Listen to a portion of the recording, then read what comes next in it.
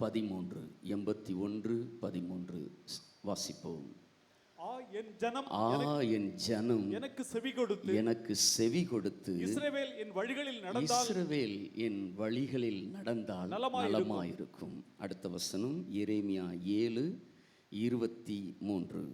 எரேமியா 7:23. என் வாக்குக்கு செவி கொடுங்கள், அப்பொழுது நான் உங்கள் தேவனாய் இருப்பேன். நீங்கள் என் ஜனமாய் இருப்பீர்கள். நான் உங்களுக்கு கற்பிக்கும் எல்லா வழியிலும் நீங்கள் உங்களுக்கு நன்மை உண்டாகும்படிக்கு நடவுங்கள் என்கிற விசேஷத்தையே அவர்களுக்கு சொல்லி கட்டளையிட்டேன். மூன்றாவது சங்கீதம் 80:1. சங்கீதம் 80:1. இஸ்ரவேலின் மேய்ப்பரே, யோசேப்பை ஆட்டு மந்தையைப் போல் நடத்துகிறவரே, செவிகொடும். கேருபீன்கள் மத்தியில் வாசம் பண்ணுகிறவரே, பிரகாசியும். இந்த 3 வசனங்களில் ஆண்டவர் சொல்லியிருக்கிற காரியம், என் ஜனம் எனக்கு செவி கொடுத்து என் வழிகளில் நடந்தால் நலமாயிருக்கும். என் ஜனம் எனக்கு செவி கொடுத்து என்னுடைய வழிகளில் நடந்தால் நலமாயிருக்கும். ஏன் நடக்க வேண்டும்? அவர்களுக்கு நன்மை உண்டாகும்படிக்கு நடவுங்கள் என்கிற விசேஷத்தையே நம்முடைய தேவன் நமக்கு சொல்லுகிறவராயிருக்கிறார். ஆமீன் சொல்லுவோம். இந்த வேத வார்த்தைகள், ஒவ்வொரு வார்த்தைகளும் தேவன் நாம் கை கொள்ளும்படி நமக்கு கொடுத்திருக்கிறார். அவைகள் எல்லா வார்த்தைகளும் நமக்கு நன்மைக்காகவே தேவன் கொடுத்திருக்கிறார். இந்த வார்த்தைகள் ஒவ்வொன்றும் நன்மைக்காகவே கொடுத்திருக்கிறார். நமக்கு அவைகள் ஜீவனாக இருக்கும், அவைகள் நமக்கு பலனாக இருக்கும். இந்த வார்த்தைகள் நம்முடைய வாழ்க்கைக்கு ஆசீர்வாதமானது என்பதை மறந்துவிடக்கூடாது, இந்த வேத வார்த்தைகள்.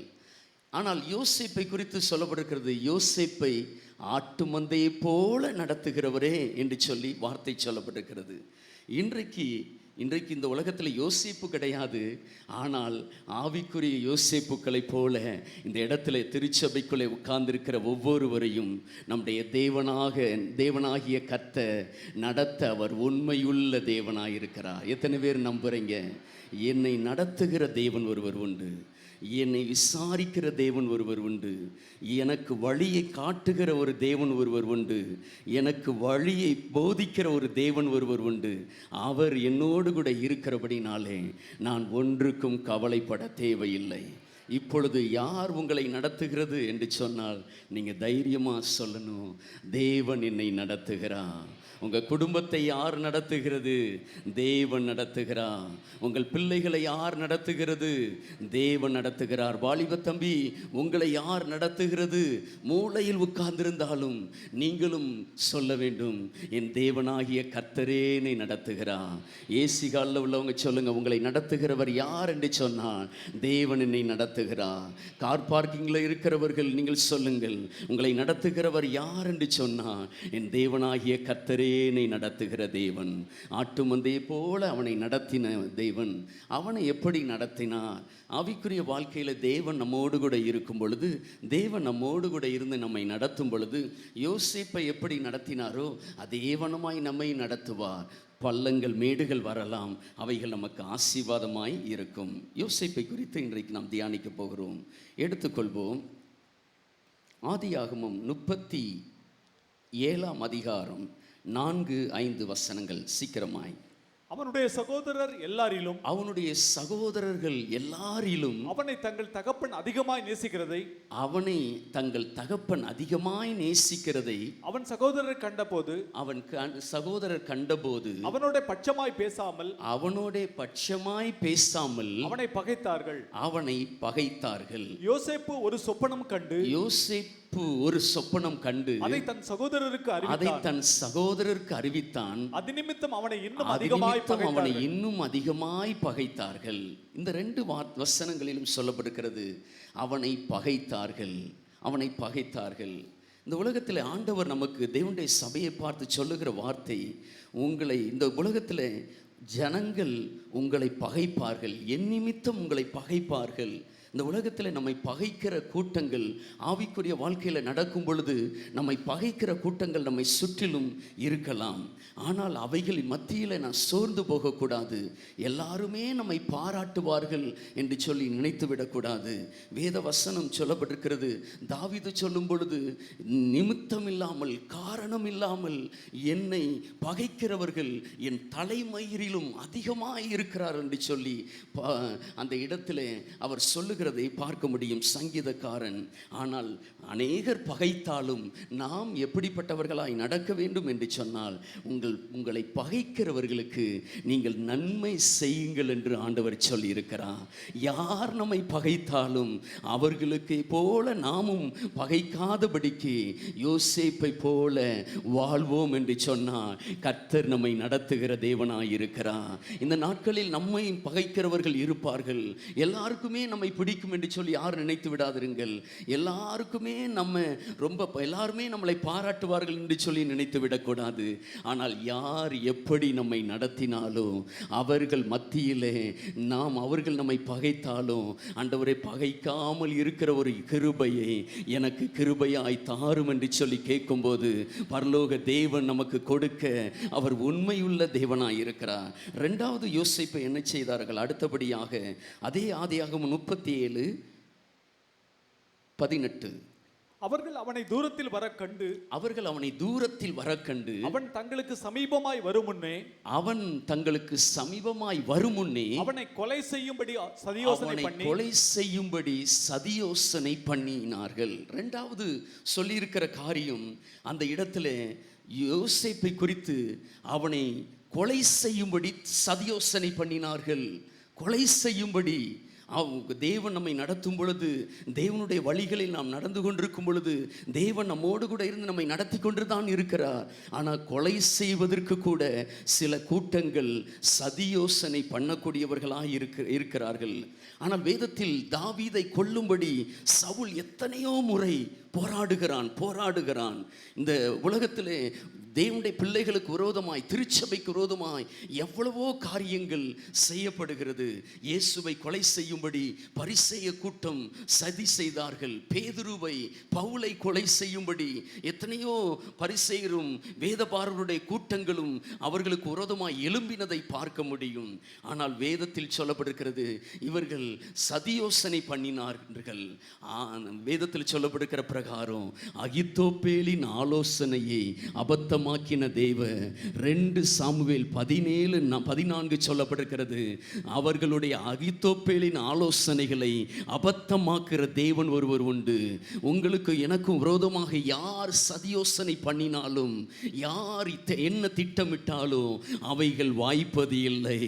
இஸ்ரவேலை காக்கிற தேவன் உறங்குவதும் இல்லை, தூங்குவதும் இல்லை. நம்மோடு கூட இருக்கிறவர் பெரியவர். யார் என்ன திட்டம் பண்ணினாலும், பால்கனியில் நீங்கள் உட்கார்ந்திருக்கிறோம் நினைக்கலாம், ஆண்டவர் தான் என்னை நடத்துகிறாரா, ஐயோ என்னை கொலை செய்யும்படி திட்டமிடுகிறார்களே, ஐயோ என்னை பகைக்கிறார்களே, ஐயோ என்னுடைய வீட்டுக்குள்ளே இப்படி நடக்கிறதே என்று சொல்லி நீங்கள் புலம்பிக் கொண்டிருக்கலாம். நீங்கள் கவலைப்படாதிருங்கள். அவர்களுடைய திட்டங்கள் வாய்ப்பது இல்லை. அவர்களுடைய கரங்களில் நம்மை தேவன் ஒரு நாள் விட்டு கொடுக்க மாட்டார். நம்மோடு கூட இருக்கிறவர் பெரியவர் என்கிறதை தேவன் நிரூபிப்பார். அடுத்து வேத வசனம் சொல்லுகிறது, அவனை குறித்து 37:24 அவனை எடுத்து அந்த குழியிலே போட்டார்கள். அது தண்ணீர் இல்லாத வெறும் குழியாய் இருந்தது. அவனை எடுத்து குழியிலே போட்டார்கள். எல்லாருமே நம்மை பாராட்டுவார்கள் என்று சொல்லி நினைத்து விடக்கூடாது. யோசேப்பை தன்னுடைய சொந்த சகோதரர்களை குழியில் போட்டு சாகடிக்க நினைத்தார்கள். ஆனால் வேத வசனம் சொல்லுகிறது, நான் விழும்படி நீ என்னை தள்ளினாய், கர்த்தரோ எனக்கு உதவி செய்தார். சங்கீதம் 118:13 சொல்லப்பட்டிருக்கிறது, நான் விழும்படி நீ என்னை தள்ளினாய், கர்த்தரோ என்னை தாங்கினார். இன்னொரு வசனம் சொல்லப்பட்டிருக்கிறது, சங்கீதம் 30:3, நான் குழியில் இறங்காதபடிக்கு என்னை உயிரோடு கூட காக்கிற தேவன் ஒருவர் உண்டு. என்னை குழியில் இறங்காதபடிக்கு உயிரோடு கூட காக்கிற ஒரு தேவன் ஒருவர் ஒருவர் உண்டு. சங்கீதம் 42 சொல்லப்பட்டிருக்கிறது, பயங்கரமான குழியிலும் உளையான சேற்றிலும் இருந்து என்னை தூக்கி விடுகிற என் தேவனாகிய கர்த்தர். உங்களையும் என்னையோ இந்த உலகம் குழியில் தள்ளலாம், ஆதாம் நம்மை குழியில் தள்ளலாம். ஓ ஹல்லேலூயா, மேசியாவாகிய இயேசு நம்மை குழியிலிருந்து தூக்கி விடுகிற தேவனாயிருக்கிறார். இப்பொழுது நீங்கள் கடந்து போய் கொண்டிருக்கிற பாதையிலே நான் குழிக்குள்ள இருக்கிறது போல உணர்கிறேன், நான் குழிக்குள்ள இருக்கிறது போல அனுபவித்துக் கொண்டிருக்கிறேன். என்னோடு கூட அவர் இருக்கிறாரா? என்னை தான் அவர் நடத்துகிறாரா? நான் அவருடைய கரத்தில் தான் இருக்கிறேனா? நான் அவருடைய பிரசன்னத்தை உணர்வது கடினமாயிருக்கிறது என்று சொல்லி நீங்கள் கலங்கி கொண்டிருக்கலாம். வேத வசனம் சொல்லி இருக்கிற பிரகாரம் பயங்கரமான குழியிலிருந்து உங்களை தூக்கி விடுவா. இன்றைக்கு உங்களுடைய வாழ்க்கையிலே பாவம் என்கிற குழிக்குள்ளே இருப்பீர்கள் என்று சொன்னார். இந்த வார்த்தையை கேட்டுக்கொண்டிருக்கும் பொழுதே கர்த்தர் உங்களை தூக்கிவிட உண்மை உள்ளவர். ஓ ஹல, சாபத்திலிருந்து தூக்கிவிட உண்மை உள்ளவர், பாவத்திலிருந்து தூக்கிவிட உண்மை உள்ளவர். உங்கள் வாழ்க்கையில எப்பேற்பட்ட ஹல்லேலூயா பிரச்சனையின் மத்தியில் குழியில் இருந்தாலும் தூக்கி விடுகிற தேவன் என்னோடு கூட இருக்கிறார்.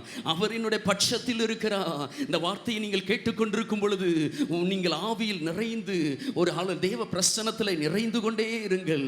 இப்பொழுது இந்த செய்தி முடிவதற்குள்ளாக உங்கள் வாழ்க்கையிலே கர்த்தருடைய வழி உங்களுடைய வாழ்க்கையிலே தெளிவாய் வருகிறதை காண முடியும். தேவன் உங்களை நடத்துகிறதை காண முடியும்.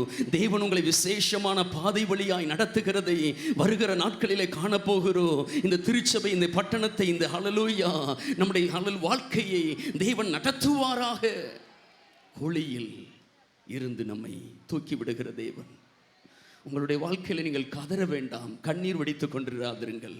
குழியிலிருந்து தூக்கி விடுகிற ஜீவனுள்ள ஒரு தேவன் ஒருவன் உண்டு. அவரை தெய்வமாய் கொண்டிருக்கிறோம். ஐயோ, என்னுடைய வாழ்க்கையிலே குழியில் விழுந்து அழிந்து விடுவேனோ? நீங்கள் அழிந்து போவது இல்லை, நீங்கள் அழிந்து போவது இல்லை. இப்பொழுது குழியில் விழுந்து விட்டேனே, நான் போன இடத்தில் குழியில் விழுந்து விட்டேனே, என்னுடைய வாழ்க்கை குழியில் இருந்து கொண்டிருக்கிறதே, என்னை தூக்கி விடுகிற ஒரு தேவன் ஒருவர் உண்டா என்று சொல்லி கேட்கலாம். உண்டு என்பதை நான் அறிந்திருக்கிறேன். உண்டு என்கிற செய்தியை உங்களுக்கு அறிவிக்கிறேன். உண்டு என்கிற செய்தியை உங்களுக்கு நான் அறிவிக்கிறேன்.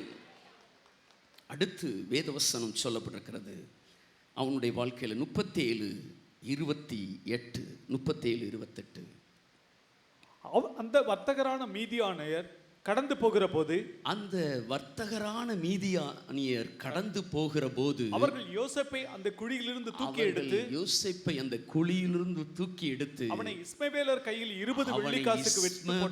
கையில் 20 வெள்ளிக்காசுக்கு விற்று போட்டார்கள். அவர்கள் யோசேப்பை எகிப்திற்கு கொண்டு போனார்கள். தன்னுடைய சகோதரர்கள் அவனை 20 வெள்ளிக்காசுக்காக மீதியானியருடைய கையில் விற்று போட்டார்கள். மீதியானியருடைய கையில் விற்று போட்டார்கள் என்று கர்த்தருடைய வசனம் சொல்லுகிறது. ஒரு மனுஷனுக்கு அவனுடைய சத்துருக்கள் அவன் வீட்டாரே, ஒரு மனுஷனுக்கு அவனுடைய சத்துருக்கள் அவனுடைய வீட்டாரே. ஆதாம் ஏதேன் தோட்டத்திலே பாவம் செய்து கீழ்ப்படியாமையினாலே மனுக்குலத்தை விற்று போட்டான். ஆனால் 2000 வருஷங்களுக்கு முன்பு கல்வாரி சிலுவையில் வந்த இரட்சக மனுக்குலத்தை பாவம் என்கிற குழியிலிருந்து தூக்கிவிட்டு தன்னோடு கூட உன்னதங்களில் உட்கார வைத்திருக்கிற தேவனாயிருக்கிறார். அல்லேலூயா சொல்லுவோமாக. ஆதாம் குழியில் தள்ளுகிறவன் நம்மை விற்று போட்டான் சாத்தானுடைய கரத்தில். ஆனால் இன்றைக்கு இயேசுவோ நம்மை ஹல்லேலூயா அவனுடைய கரத்திலிருந்து குழியிலிருந்து மீட்டு நம்மை ரட்சிக்கிற தேவனாய் இருக்கிறார். உலகத்திற்கு நாம் அற்பமானவர்களாய் இருக்கலாம், உலகத்திற்கு நாம் ஹல்லேலூயா உபயோகமற்ற யோசேப்பை போல இருக்கலாம். இவன் இருந்து என்ன பயன் என்று சொல்லி அவர்கள் நம்மை தள்ளிவிடலாம். ஆனால் யார் தள்ளிவிட்டாலும் இந்த இடத்துல கண்ணீரோடு கூட அமர்ந்திருக்கிற அருமையான சகோதரியே, கண்ணீரோடு அமர்ந்திருக்கிற அருமையான சகோதரனே, உங்கள் வாழ்க்கையில் உலகத்தின் பார்வையில் நீங்கள் ஒரு பைசாக்கு கூட பிரயோஜனம் அற்றவர்கள் என்று சொல்லி உலகம் நினைக்கலாம். ஆனால் கர்த்தருடைய பார்வையிலோ நீங்கள் விலையேற பெற்றவர்கள். அந்த ஹல்லேலூயா, நீங்கள் குழியில் இருக்கும் பொழுதும் கர்த்தர் உங்களோடு கூட இருக்கிறார். குழியை விட்டு வெளியே வரும் பொழுதும் கர்த்தர் உங்களோடு கூட இருக்கிறார். மீதியானுடைய கையில் விற்கப்படும் பொழுதும் கர்த்தர் அவனோடு கூட இருந்தா.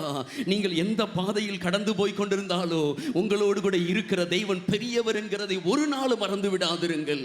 ஓ ஹல்லேலூயா. நான் மரண இருளின் பள்ளத்தாக்கிலே நடந்தாலோ பொல்லாப்புக்கு பயப்படே பயப்படே, தேவரீர் என்னோடு கூட இருக்கிறே, என்னோடு கூட இருக்கிறவர் இன்னார் என்கிற அறிந்திருக்கிறேன். அந்த மன நிச்சயத்தோடு கூட தேவனுடைய பிள்ளைகள் ஒவ்வொரு நாளும் வாழுங்கள் வாழுங்கள். தேவன் அதை தான் விரும்புகிறார். அடுத்த யோசேப்பை குறித்து சொல்லப்படுகிறது 37, 36 ஆதியாகமம் வாசிப்போம். அந்த மீதியானியர் யோசேப்பை எகிப்திலே பார்வோனின் பிரதானியும் தலையாரிகளுக்கு அதிபதியுமாகிய போத்திபார் என்பவனிடத்தில் விற்றார்கள்.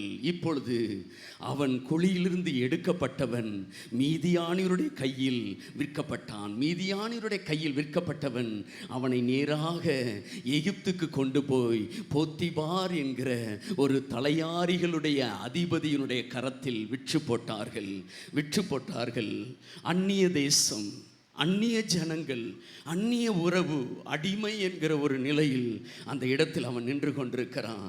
இது வாழ்க்கையின் முடிந்து விட்டதோ, அவன் நினைத்திருப்பான் எல்லாமே முடிந்து விட்டதோ, இனி அவ்வளவுதானோ, இனி தகப்பனை பார்க்க முடியாது, சொந்த பந்தங்களை பார்க்க முடியாது, வாழ்க்கை அவ்வளவுதானோ என்று சொல்லி உலகமும் நினைத்திருக்கும். இனி அவ்வளவுதான்டா அவனுடைய கதி முடிந்து விட்டது என்று சொல்லி நினைக்கலாம். ஆனால் இனிதான் யோசேப்புக்களே, உங்கள் வாழ்க்கையின் ஆரம்பம் தொடங்குகிறது. மேன்மையான வாழ்க்கையின் ஆரம்பம் தொடங்குகிறது. உன்னதமான தேவ இந்த சூழ்நிலையிலோ நீங்கள் கவலைப்படாதிருங்கள். உலகத்தின் பார்வையில் உங்களுக்கு முற்றுப்புள்ளி வைத்தது போல நினைக்கிறார்கள். ஆனால் தேவனோ அதை தொடர்ந்து நடத்த அவர் உண்மையுள்ள தேவனாயிருக்கிறார். இனிதான் யோசேப்புக்களுக்கான வாழ்க்கையே ஆரம்பமாகிறது. இனிதான் உங்களுக்கான வாழ்க்கை ஆரம்பமாகிறது. விசுவாசிக்கிறவர்கள் ஆமேன் என்று சொல்லுங்கள்.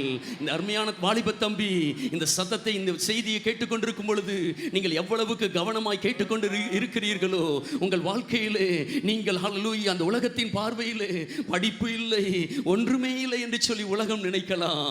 ஆனால் நான் உங்களுக்கு சொல்லுகிறேன், யோசேப்புக்கு ஒரு புதிய வாழ்க்கையை நான் கொடுத்தவ, அவனை வழிநடத்தின தேவ என்னோடு கூட இருக்கிறான். எல்லாரும் ஹல்லேலூயா இந்த கவிகளை பாட போகிறோம். என்னை நடத்திடும் தேவன் என்னோடு கூட இருக்கிறான். ஓ, முடிந்தால் கரங்களை தட்டி கூட பாடுவோம் சேர்ந்து. ஹல்லேலூயா. ஓ ஷபதி அளபருகதி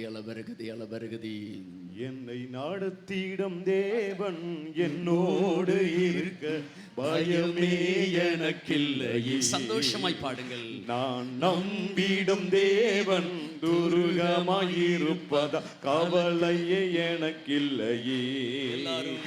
என்னை நடத்திடும் தேவன் என்னோடு இருக்க பயமே எனக்கில்லையே. நான் நம்பிடும் தேவன் என் துருகமாயிருப்பதா கலக்கமே எனக்கில்லையே. ஓ பயமில்லை நம் சார்பில் கர்த்தர் உண்டு. பயமில்லையே. ஓ பயமில்லை நமக்காக யுத்தம் செய்வார். பயமில்லையே. ஓ பயமில்லையே நமக்காக யுத்தம் செய்வார். பயமில்லையே. ஓ பயமில்லையே நமக்காக யுத்தம் செய்வார். பயமில்லையே. பாதைகள் எங்கும் தடை கற்களோ, தாமதம் மட்டும் பதிலானதோ. பாதைகள் எங்கும் தடை கற்களோ, தாமதம் மட்டும் பதிலானதோ. நேர்வழியாய் நம்மை நடத்திடும் தேவன் நிச்சயம் நடத்துவார். பயமில்லையே. நேர்வழியாய் நம்மை நடத்திடும் தேவன் நிச்சயம் நடத்துவார். பயமில்லையே. ஓ பயமில்லையே நம் சார்பில் கர்த்தர் உண்டு. பயமில்லையே. ஓ பயமில்லையே நமக்காக யுத்தம் செய்வார். பயமில்லையே. ஓ பயமில்லையே நம் சார்பில் கர்த்தர் உண்டு. பயமில்லையே. ஓ பயமில்லையே நமக்காக செய்வார் பயம் இல்லையே. இந்த வார்த்தைகள் வந்து கொண்டிருக்கும் பொழுது அடுத்த அதிகாரம் ஆரம்பிக்கிறதை பார்க்க போகிறோம். எடுத்துக்கொள்வோம். ஆதியாகமம் 39:2 முதல் ஒவ்வொரு வார்த்தைகளை பார்க்கலாம். கர்த்தர் யோசேப்போடு இருந்தார். கர்த்தர் யோசேப்போடு கூட இருந்தார். குழியில் இருக்கலாம், ஆனால் கர்த்தர் யோசேப்போடு கூட இருந்தார். அவன் விற்கப்படலாம், அவன் கானானில் இருக்கும் பொழுதும் அவனோடு கூட இருந்த தேவன், மீதியானுடைய கையில் விற்கப்படும் பொழுதும் தேவன் அவனோடு கூட இருந்தா. அவன் போத்திபாருடைய வீட்டுக்கு வரும் பொழுதும் தேவன் அவரோடு கூட ஏதான் இருந்தா. ஆனால் இந்த வார்த்தை சொல்லப்பட்டிருக்கிறது, அவன் ஹல்லேலூயா, அவனோடு கூட யோசேப்போடு கூட கர்த்தர் இருந்தா. உங்களோடு தான் இருக்கிறா, நீங்கள் கவலைப்படாதிருங்கள், அவர் உங்களோடு கூட இருக்கிறதை உணருங்கள். இன்னொரு வார்த்தை சொல்வதற்கு, அவன் காரிய சித்தி உள்ளவனானா. யோசேப்போடு கூட கர்த்தர் இருந்தா. அவன் எதை செய்தாலும் அது வாய்க்கிறது என்று எல்லாரும் கண்டுகொண்டார்கள். எஜமான் அவனை கண்டுகொண்டான். இவனோடு கூட தெய்வம் இருக்கிறா, இவனோடு கூட ஆண்டவர் இருக்கிறா, உங்களோடு கூட கர்த்தர் இருக்கிறார் என்கிறதை நீங்கள் கையை வச்சு செஞ்சா எல்லாமே நல்லா நடக்கும்னு உங்களை சுற்றிலும் இருக்கிறவங்க கண்டுகொள்ளுவாங்க. உங்க மாமியார் கண்டுகொள்வார்கள், உங்கள் கணவர் கண்டுகொள்ளுவா, நீங்கள் புகுந்த வீட்டில் கண்டுகொள்வீர்கள். நீங்கள் இதுவரைக்கும் உதவா கரை என்று சொல்லி பெயர் எடுத்திருக்கலாம், ஆனால் இந்த நாள் முதல் உங்களுக்குள்ளே வித்தியாசமான ஒரு தெய்வம் இருக்கிறா. அவர் மேன்மையானவர், அவர்தான் இவள் செய்கிற எல்லா காரியத்தையும் ஆசீர்வதிக்கிறா என்று சொல்லி கண்டுகொள்வார்கள். அதான் கர்த்தருடைய வார்த்தை சொல்லி இருக்கிறது. அடுத்த வார்த்தை சொல்லப்படுகிறது, வசனம் 4, யோசேப்பினிடத்தில் தயவு வைத்து. இன்னும் சொல்லப்படுகிறது, தனக்கு ஊழியக்காரனாக யோசேப்பை போதிபார் வைத்து கொண்டான். இந்த வார்த்தை சொல்லி இருக்கிறது, நீங்களும் நானும் கர்த்தருடைய வழிகளில் நடந்தா எந்த இடத்துக்கு போனாலும் மனுஷ தயவு உண்டு. ஆனால் நம்முடைய இருதயத்தின் ஆசை ஒன்று இருக்கணும், உங்க வழியில நான் நடக்கணுமே, நீங்க என்ன நடத்தணுமே, நீங்க தான் என்ன நடத்தணும். ஆட்டும் ஆண்டவனும் மந்தையை போல யோசேப்பை நடத்தினவர் என்னை நடத்த மாட்டீங்களா? இத்தனை வயது வரைக்கும் நடத்தி வந்தீங்களே, இனிமேல் நடத்த மாட்டீங்களா? அந்த தெய்வம் எந்த சூழ்நிலையில் நம்மோடு கூட இருக்கிறாரா என்பதை மாத்திரம் நீங்கள் உறுதிப்படுத்திக் கொள்ளுங்கள். எல்லா சூழ்நிலையும் அவர் என்னோடு கூட இருக்கிறாரா, அவர் என்னோடு கூட இருக்கிறாரா. அவனுக்கு போத்திபாருடைய கண்களில் தயவு கிடைத்தது. தனக்கு அவன் ஊழியக்காரனாய் வைத்துக் கொண்டான். யாரோடு கூட தேவன் இருக்கிறாரோ அவர்கள் எந்த இடத்துக்கு போனாலும் அவங்களுடைய அதிகாரிகள், அவருடைய ஹல்லேலூயா மேலே இருக்கிறவங்க அவங்கள பக்கத்திலேயே வச்சிருப்பாங்க. நீங்க ஹல்லேலூயா யாருக்கும் ஐஸ் வைக்க தேவையில்லை. கர்த்தருடைய வழிகளில் நடக்க, கர்த்தருடைய வழிகளில் ஏசப்பா என்ன உங்க வழியில நீங்க நடத்துங்கன்னு சொல்லி ஒப்பு கொடுப்பீர்கள் என்று சொன்னா, அவர் உங்களை நடத்தினா எந்த இடத்துல போனாலும் உங்களை தள்ள மாட்டாங்க, உங்களை பக்கத்திலேயே வச்சிட்டு இருப்பாங்க. அவங்க உங்களை தூர தள்ள மாட்டாங்க. இவன் இருந்தா நமக்கு ஆசீர்வாதம், இவன் இருந்தா நமக்கு மேன்மை, இவள் இருந்தால் நமக்கு மேன்மை என்கிறதை மாத்திரம் அவர்கள் அறிந்திருப்பார்கள். ஏனென்றால் வானத்தையும் பூமியும் உருவாக்கின தேவன் உங்களோடு கூட இருப்பா. வாலிப தம்பி, உங்கள் வாழ்க்கையில், என்னுடைய வாழ்க்கையில் நான் நினைத்து பார்ப்பது உண்டு. என்னுடைய வாலிப நாட்கள் முதல் இந்த கிறிஸ்துவை நான் தேடிக்கொண்டிருக்கிறேன். என்னுடைய டீனேஜ் முதல் தேடிக்கொண்டிருக்கிறேன். என்னுடைய சிறு வயது முதல் நான் தேடிக்கொண்டிருக்கிறது நான் அறிவேன். ஆனால் ஒன்றே ஒன்று, தேவனே நீர் மாத்திரம் என்னோடு இருக்க வேண்டும், உம்முடைய பிரசன்னம் மாத்திரம் என்னோடு இருக்க வேண்டும். வாலிப நாட்களிலே 15 வயது 16 வயது 20 வயது இந்த வயதெல்லாம் கடந்து வரும் பொழுது ஆண்டவர் மட்டும் என்னோடு கூட இருக்க வேண்டும் என்று சொல்லி ஒவ்வொரு நாளும் நான் ஏங்கின நாட்கள் உண்டு. அதுதான் இன்றைக்கு உங்களுக்கு முன்பாக என்னை நிறுத்தி இருக்கிறது. இந்த இடத்துல இருக்கிற அருமையான தேவனுடைய பிள்ளையே, நீங்கள் ஆண்டவருடைய கரத்தில் சொல்லுங்க, என்னை உம்முடைய கரத்தில் ஒப்பு கொடுக்கிறேன், என் பிள்ளைகளை உம்முடைய கரத்தில் ஒப்பு கொடுக்கிறேன், என் எதிர்காலத்தை உம்முடைய கரத்தில் ஒப்பு கொடுக்கிறேன், என் வாழ்க்கை வாழ்க்கையை உடைய கரத்தில் ஒப்பு கொடுக்கிறேன். உங்களுக்கு தலையில படிப்பே ஏறலையா, கவலைப்படாதீங்க. எல்லாரும் உங்களை உதவாக்கறன்னு சொல்றாங்களா? என்னுடைய வீட்டில் கூட சொல்லுவாங்க, என்னுடைய தாய் தகப்பனுக்கு நான் 10வது பிள்ளையாய் பிறந்தபடினாலே 10வது பிறந்து பாழடைந்து போறவனே என்று சொல்லுவாங்க. ஆனால் என்னுடைய ஐயம்மா சொன்ன ஞாபகம் வருகிறது. ஆனால் அப்படி உறவினர்களே அப்படி சொல்லலாம். இன்றைக்கு கர்த்தர் தான் என்னை பயன்படுத்தி கொண்டிருக்கிறார். உலகத்தின் பார்வையில் அற்பமானவர்கள், கர்த்தர் நம்மோடு கூட இருக்கிறார். அதை மாத்திரம் நினைத்து கொள்ளுங்கள். வேதத்தில் சொல்லப்பட்டிருக்கிறது, தன் வீட்டுக்கு விசாரணை காரணமாக்கி எஜமான் தனக்கு உண்டான எல்லாவற்றையும் யோசேப்பின் கையில் ஒப்பு கொடுத்தார். 5வது வசனம் சொல்லப்பட்டிருக்கிறது, கர்த்தர் யோசேப்பின் மித்தம் அந்த எகிப்தியன் வீட்டை ஆசீர்வதித்தார். உங்கள் மித்தோ, உங்களுடைய நீங்கள் போகிற வீடு ஆசீர்வதிக்கப்பட போகிறது. நீங்கள் இருக்கிற தெரு ஆசீர்வதிக்கப்பட போகிறது. நீங்கள் புகுந்த வீடு ஆசீர்வதிக்கப்பட போகிறது. நீங்கள் புகுந்த ஆபீஸ் ஆசீர்வதிக்கப்பட போகிறது. நீங்கள் போன பட்டணம் ஆசீர்வதிக்கப்பட போகிறது. நீங்கள் போகிற தேசம் ஆசீர்வதிக்கப்பட போகிறது. நீங்கள் இருக்கிற தெரு ஆசீர்வதிக்கப்பட போகிறது. நீங்க கொஞ்சம் உங்களுடைய வாழ்க்கையில நீங்க இருக்கிற தெருவில் சில டெவலப்மெண்ட்டே இல்லை அப்படின்னா, நீங்க ஏசப்பா நான் இந்த ரோட்ல போறேன்ப்பா, இந்த காரியம் வேணும்னு சொல்லி ஜெபம் பண்ணி பாருங்க.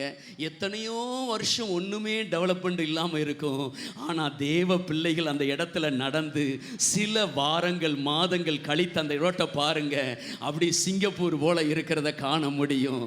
அல்லேலூயா. ஏனென்றா நம்மின் மித்தம் கர்த்தர் அந்த பட்டணத்தை ஆசீர்வதிப்பா. நான் உங்கள் மித்தம் உங்களுடைய நீங்கள் வேலை பார்க்கிற இடத்தை ஆசீர்வதிப்பா. உங்கள் மித்தம் நீங்கள் வேலை பார்க்கிற ஒரு வேலைக்காரியா இருக்கலாம், நீங்க அந்த வீட்டுக்கு ஆசீர்வாதமா இருப்பீர்கள் என்கிறதை நீங்கள் எழுதி வைத்துக் கொள்ளுங்கள். ஆமீன் சொல்லுங்க. ஆமே. தேவனுடைய பிள்ளைகள் எந்த இடத்துல போனாலும் அவர்கள் ஆசீர்வாதமாக தான் இருப்பார்கள். ஆமீன் சொல்லுவோம். ஹல்லேலூயா. இதை மாத்திரம் உங்களுக்குள்ளே உறுதியாய் வைத்துக் கொள்ளுங்கள். வேதத்தில் சொல்லப்பட்டிருக்கிறது. அடுத்து ஆதியாகமம் 39:9. இந்த வீட்டிலே என்னிலும் பெரியவன் இல்லை. இந்த வீட்டில் என்னிலும் பெரியவன் இல்லை. நீ அவருடைய மனைவியாய் இருக்கிறபடி அவருடைய மனைவியாய் இருக்கிறாய். உன்னை தவிர வேறொன்றையும்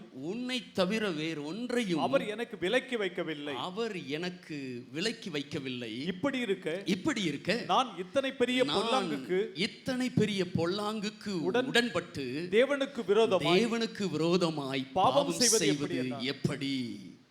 வேதத்தில் அவனுக்கு சோதனை வருகிறது. யோசேப்புக்கு சோதனை வருகிறது. நம்முடைய ஆவிக்குரிய வாழ்க்கையிலும் தேவன் நம்மோடு கூட இருக்கிறார் என்கிறதை அறிகிறோமா? ஆம். தேவன் என்னை நடத்துகிறாரா? ஆம். தேவன் என்னோடு என் பட்சத்தில் இருக்கிறாரா? ஆம். ஆனால் எல்லாம் இருந்தாலும் பாவ சோதனை வருமா? வரும். வந்தால் நான் என்ன செய்வது? வாலிபன் தன் வழியை எதனால் சுத்தம் பண்ணுவான்? உம்முடைய வசனத்தின்படி தன்னை காத்து கொள்ளுகிறதுனால் தானே. எனக்கு வருகிற சோதனையின் மத்தியில் நான் என்ன செய்வது? வாலிபரே, வேத வசனத்துக்கு எவ்வளவுக்கு உங்கள் வாழ்க்கையில் நீங்கள் இடம் கொடுக்கிறீர்களோ, நேரம் செலவழிக்கிறீர்களோ, கர்த்தருடைய வேதத்தில் இரவும் பகலும் நீங்கள் தியானமாக இருக்கிறீர்களோ, எத்தனை சோதனை வந்தாலோ ஜெயிக்க கர்த்தருடைய வார்த்தைக்குள் பலன் இருக்கிறது. ஆமென் சொல்லுங்க. கர்த்தருடைய வார்த்தைக்குள் அபிஷேகம் இருக்கிறது.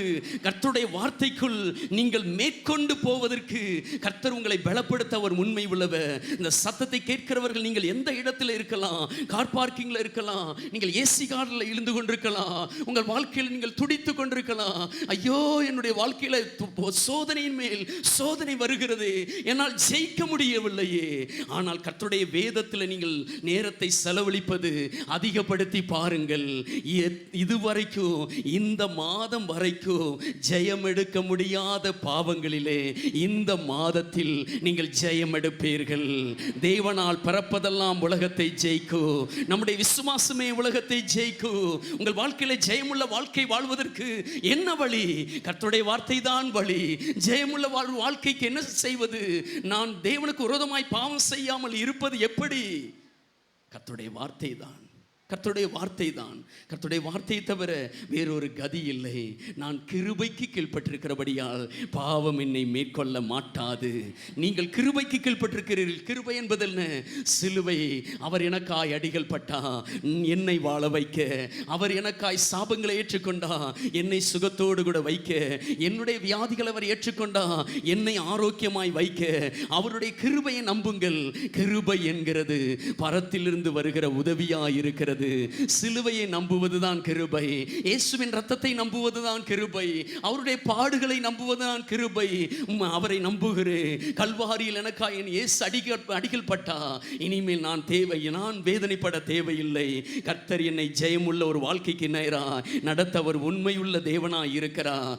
அதேவனமாய் மோசே யோசுவாவை பார்த்து சொல்லுகிற வார்த்தை, இந்த நியாயப்பிரமாண வார்த்தைகளின்படி எல்லாம் செய்ய மாத்திரம் கவனமாயிருக்கும்படி இந்த வார்த்தைகளின்படி செய்ய கர்த்தர் நம்மை நடத்தி கொண்டு போய் கொண்டிருக்கிறார். நம்முடைய வாழ்க்கையில் ஜெயமுள்ள ஒரு வாழ்க்கை வாழ கர்த்தருடைய வார்த்தையை மட்டும் என்னுடைய வாழ்க்கையில் நான் மீறிவிடக்கூடாது.